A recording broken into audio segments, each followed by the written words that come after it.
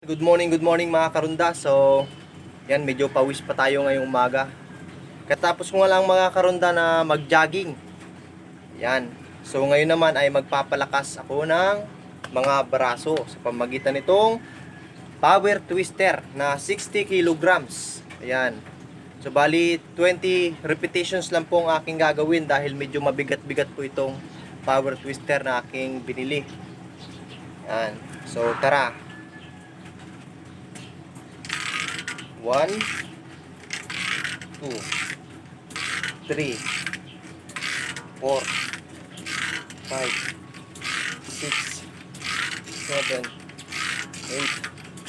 9, 10, 11, 12, 13, 14, 15, Pakuha daw isang cup po kasi 16, 17, 18, 19, 20. So ayan mga karunda, so that's all.